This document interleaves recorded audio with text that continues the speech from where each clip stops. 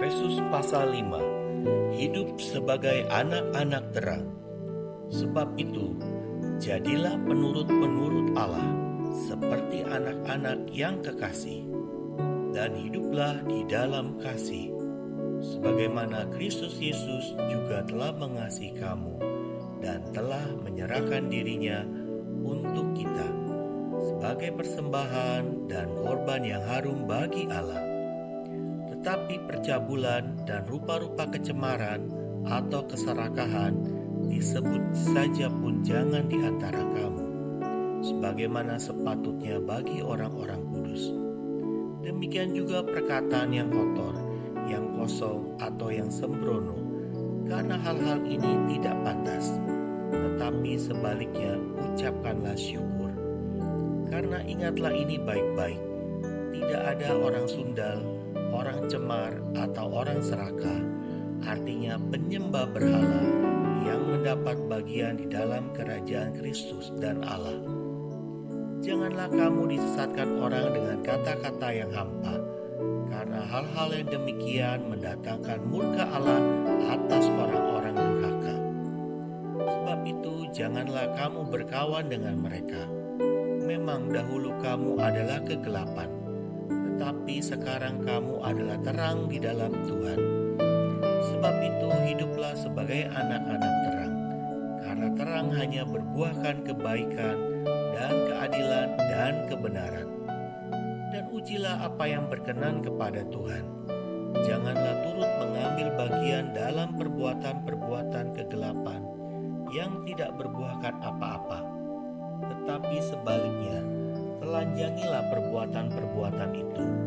Sebab menyebutkan saja pun apa yang dibuat oleh mereka di tempat-tempat yang tersembunyi telah memalukan. Tetapi segala sesuatu yang sudah ditelanjangi oleh terang itu menjadi nampak. Sebab semua yang nampak adalah terang. Itulah sebabnya dikatakan, bangunlah, hai kamu yang tidur, dan bangkitlah dari antara orang mati, dan Kristus akan bercahaya atas kamu.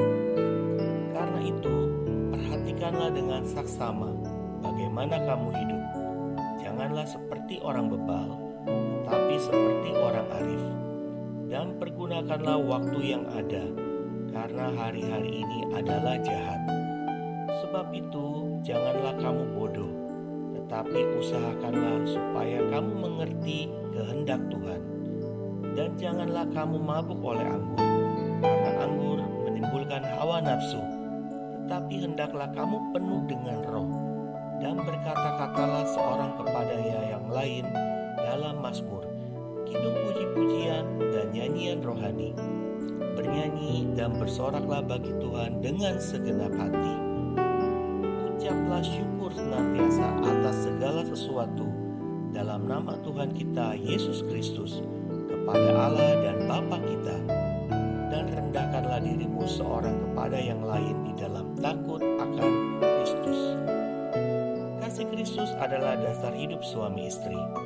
Hai istri, tunduklah kepada suamimu seperti kepada Tuhan, karena suami adalah kepala istri sama seperti Kristus adalah kepala jemaat.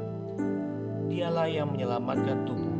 Karena itu, sebagaimana jemaat tunduk kepada Kristus, demikian jugalah istri kepada suami dalam segala sesuatu. Hai suami, kasihilah istrimu sebagaimana Kristus telah mengasihi jemaat dan telah menyerahkan dirinya baginya untuk menguduskannya, sesudah ia menyucikannya dengan memandikannya dengan air dan firman, supaya dengan demikian ia menempatkan jemaat di hadapan dirinya dengan cemerlang tanpa cacat atau kerut atau yang serupa itu, tetapi supaya jemaat kudus dan tidak bercela. Demikian juga suami harus mengasihi istrinya sama seperti tubuhnya sendiri. Siapa yang mengasihi istrinya mengasihi dirinya sendiri. Sebab tidak pernah orang membenci tubuhnya sendiri, tetapi mengasuhnya dan merawatinya, sama seperti Kristus terhadap jemaat. Karena kita adalah anggota tubuhnya. Sebab itu, laki-laki akan meninggalkan ayahnya dan ibunya dan bersatu dengan istrinya, sehingga keduanya itu menjadi satu daging. Rahasia ini besar, tetapi yang aku maksudkan ialah hubungan Kristus dan jemaat. Bagaimanapun juga bagi kamu masing-masing berlaku, kasihilah istrimu seperti dirimu sendiri, dan istri hendaklah menghormati suaminya.